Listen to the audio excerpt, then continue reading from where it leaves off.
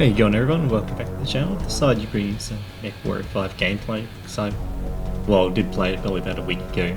The MW5's DLC7 or MW5 clan DLC or kerensky, whatever you want to call it. Essentially it's just the clans added into the open world sandbox that you fight, and there's actually a very interesting story to play along, but I'm not going to spoil it in this video. But yeah, I returned back to the game. It's been pretty good, especially with all the mods. Like the guys around the YBL mod, they're insane.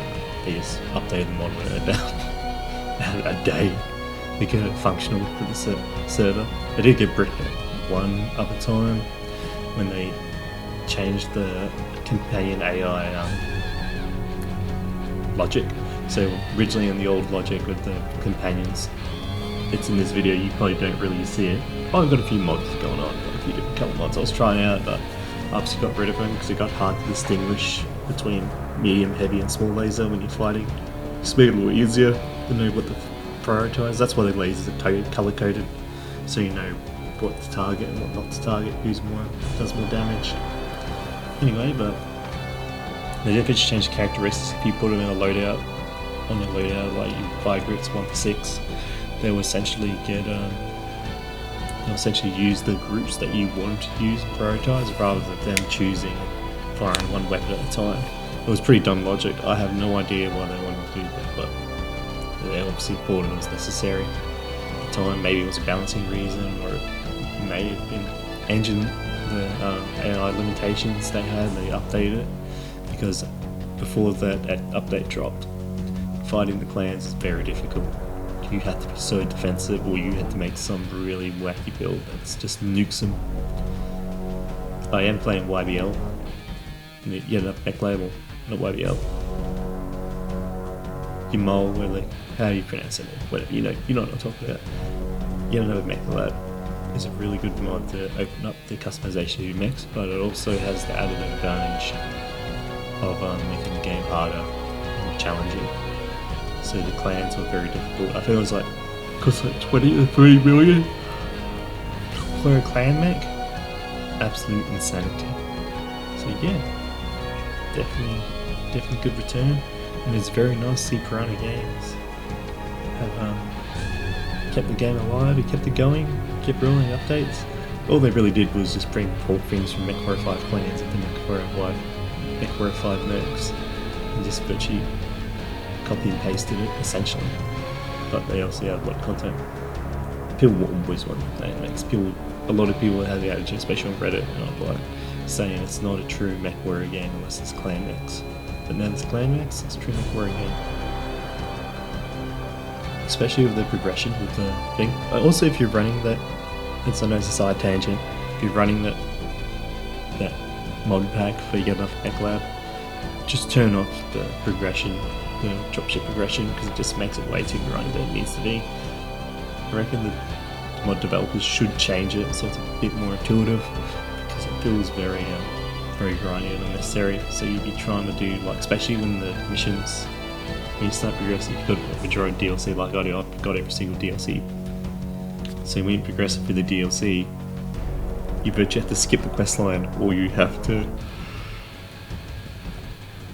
get things through when your builds are not ready, essentially. Like, you just can't put your tonnage in, so you can't have those missions. You need really high tonnage to pull them off, or at least lots of mechs. Then it just becomes casual lance is okay if you got like at least 2 or 3 assaults, but like some of the later missions you need lots of like the slot gear mechs.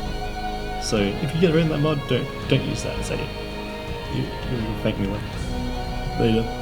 Always get mods with Cantina ×2, because Cantina is a massive pain to farm. I think I may even do a run where I just completely unlock it. It's not necessarily I want to cheat it. It is just so grindy, unnecessarily grindy for the Cantina. They need to rework it, or the modders just going like they way too shortcut it. I think at ×2 the income, I might as well just do Those missions are good if you want to get a few extra cash. Selling missions is good for the metagame, but unlocking attachment, unlocking like modifications, and applying. Eventually, it does you applying quirks to your mechs. You make better heat dissipation, fast acceleration, better turn rate, laser burn, short laser burn, all that sort of stuff. Well, it's really good, but some of the missions just give you barely any XP, and you're doing it constantly, just jumping around and just starting out, constantly looking for those missions. Got fun. And it almost becomes almost a necessity as well when you start facing later content. When you start facing clan mechs and you start doing 400-ton missions. Also, technically the clan missions are above 400 tons. Because usually 400-ton missions max out to 100, something like that, 100 difficulty. So then the clan missions get to like 130 to 140 difficulty. They're like insane. Like sometimes you jump to a mission and there's like 10 light mechs swarming your assault mechs. It is painful. Well, with the new AI logic, they're going to probably laser burn even better. Also, like, it is good to have that laser thing, but TT AI rules is probably still one of the best AI mods for MechWarrior 5. Hands down. It's just at the moment they're developing it, and it's unavailable right now, and it kind of sucks. And I really want to play it with that mod pack. So you can kind of, like, it was a really cool mod pack. So if you have the mod pack, you can set up your mechs to be different roles. So if you make like they give you like the preset role on a mech when you buy them and whatever. Salvage it. You can change your role because it could be changing. Excuse me. You could be changing the weapon, so you change from SRM to LRM, so you can change it to like long range LRM bow or SRM brawler, whatever you decide to game and show, whatever kind of thing is. It kind of has different AI characteristics depending on what they do. There's still a problem in MechWarrior 5's AI logic is they all constantly want to give them their back all the time, and that's how you lose parts, because they won't be facing the enemy and they'll lose an arm or something like that. It's pretty frustrating losing parts. It feels like the AI just intentionally losing you parts for no reason, and the AI logic sometimes goes real weird because usually the AI logic in the game kind of like just targets the commander, well obviously you, obviously Mason.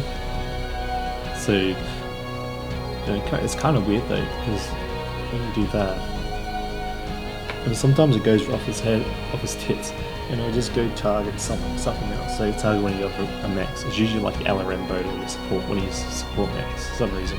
I have no idea how that does it.